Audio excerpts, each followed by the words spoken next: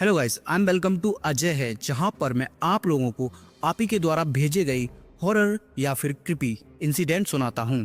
तो दोस्तों, अगर आपके पास भी आपका कोई ऐसा एक्सपीरियंस है तो मैंने इस वीडियो के डिस्क्रिप्शन में एक जीमेल आईडी दी है, वहां पर आप उसे शेयर कर सकते हो। एंड गाइस, जो आज की स्टोरी हमें आती है वह दिल्ली से आती है, जो कि हमारे साथ अंजलि ने शेयर की है। अंजलि अपनी लव मैरिज करने वाली थी और उसी के बीच ये खौफनाक सा इंसिडेंट हुआ था। दोस्तों, ये जो स्टोरी है ये मेरी लाइफ की सबसे ज़्यादा हॉरर स्टोरी है, और हॉरर तो है ही, उसके साथ साथ मिस्टीरियस भी है। तो आप इस वीडियो को एक भी सेकंड के लिए स्किप मत करना। अगर आप इस वीडियो को स्किप कर देते हो तो आपने यूट्यूब का सबसे डरावना वीडियो मिस कर दिया है। सो आइए जानते हैं आखिर क्या है अंजलि की स्टोरी।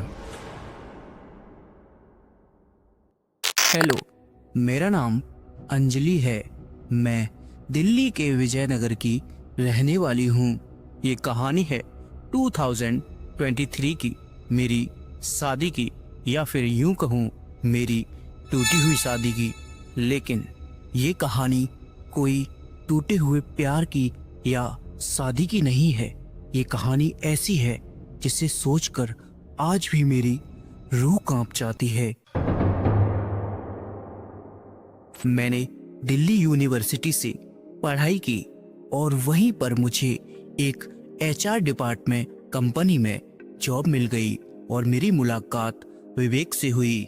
विवेक उत्तर प्रदेश का रहने वाला था, लेकिन वहीं मेरे साथ मेरे डिपार्टमेंट जॉब करता था। वह एक सिंपल डाउन टू अर्थ लड़का था। शायद इसी कारण मेरी उससे अच्छी दोस्ती हो गई और देखते ही देखते यह दोस्ती कुछ ही महीनों में प्यार में बदल गई। हमारा रिलेशनशिप काफी अच्छा चल रहा था और हमें पता ही नहीं चला इस रिलेशनशिप में कब 3 साल बीत गए। आफ्टर 3 इयर्स हमने शादी करने का डिसाइड किया। विवेक के घर वाले तो इस शादी के लिए एग्री हो गए, लेकिन मेरे घर वाले थोड़ा अनामुनी कर रहे थे। बिकॉज विवेक था वह उत्तर प्रदेश के किसी छोटे से गांव से था, बट स्टिल मैंने मम्मा पापा को कैसे भी कर इस शादी के लिए मना ही लिया। शादी की तारीख 28 दिसंबर 2023 तय हुई थी।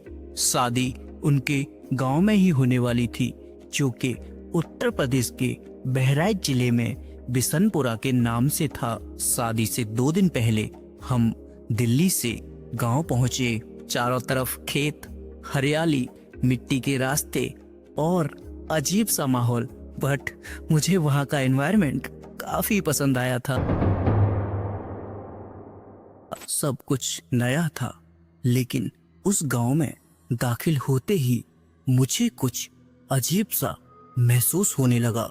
मुझे ऐसा लगा जैसे कोई मेरा पीछा कर रहा है और एक ठंडी सी हवा जो कि मुझसे कुछ कहना चाहती है। फाइनली हम विवेक के घर पहुंच गए। सब लोग मुझे देखकर काफी खुश थे और दोनों फैमिली भी आपस में पूरी तरह से खुश थी। लेकिन मुझे नहीं पता था कि ये खुशी एक सन्नाटा बन जाएगी। पहली रात जब मैं विवेक के घर में सोई तो मुझे एक सपना आया। एक औरत, उलझे बाल, लाल आंखें और उसके हाथ में एक लाल चुनरी थी जो कि जल रही थी। मैं चौंक कर एक साथ उठी। मैं पूरा पसीने में हो रही थी। मैंने सोचा शायद ट्रैवल की थकान होगी और फिर मैं पानी पीकर सो गई। सुबह उठी तो हल्दी की रस्म थी। पूरे घर में खुशी का माहौल था। मुझे हल्दी लगाने के लिए आंगन में बैठाया गया। मैंने आंगन में से सामने की ओर देखा। वहां पर एक पीपल का पेड़ था। मैंने उस पर देखा कि एक औरत बैठी है और ये वही औरत थी जो कि मेरे सपने में आई थी। मैंने एक नज़र नीचे की ओर करी तो वह वहां से गायब हो गई। फिर मैंने एक नज़र सबको देखा, लेकिन किसी ने कुछ नहीं कहा और मैं भी शांत रह गई। मुझे भी लगा था ये शायद मेरा थकान की वजह से वहम हो सकता है। और हम सब ने हल्दी की रस्म अच्छे से मनाई। अगली शाम को बारात आने वाली थी। चारों तरफ खुशियां थी। ढोल नगाड़े बज रहे थे। शादी की सारी रस्में अच्छे से हो रही थीं। खाने की तैयारी चल रही थी। मैं बहुत बिजी थी।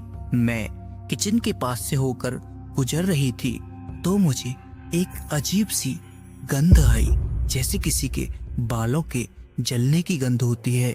मैंने हलवाई से पूछा ये क्या है, लेकिन उससे पहले एक बुजुर्ग औरत ने आकर बात काट दी। उसने कहा, शादी में ज्यादा सवाल जवाब नहीं पूछते बिटिया। तो मैं किसी से बिना कुछ कहे ही वापस आ गई। उस रात विदाई से पहले मैं कमरे में अकेली थी। खिड़की की तरफ से किसी ने मीठी सी आवाज दी, अंजलि, अंजलि, बचना चाहती हो? मैं हड़बड़ा गई।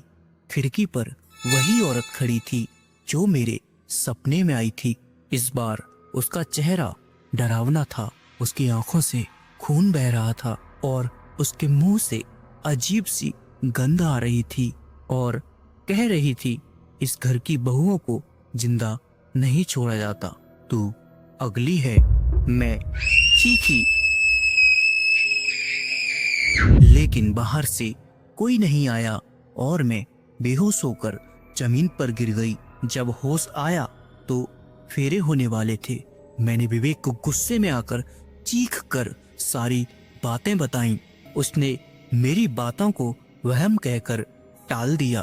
तभी वहां पर एक बूढ़ी औरत आई। उसने धीरे से कहा, सिर्फ तू नहीं, हर नई औरत को यह दिखाई देती है और कोई नहीं बच पाया बेटा। मैंने वही शादी तोड़ दी। सबने समझाया, मुझे पागल कहा। मम्मा पापा बहुत निराश थे, लेकिन मैं उनको लेकर दिल्ली वापस आ गई। लेकिन कहानी अभी खत्म नहीं हुई थी। पूरे 2 महीने बाद मुझे एक कॉल आया। किसी ने कहा विवेक की मौत हो गई है। उसने बताया, मेरे गांव से लौटने के बाद जिस कमरे में मैं तैयार हो रही थी, उसी कमरे में किसी ने विवेक का गला घोंटकर मार दिया। और यह सब सुनकर मेरे हाथ से फोन छूट गया। मैं काफी रोने लगी और काफी डर गई।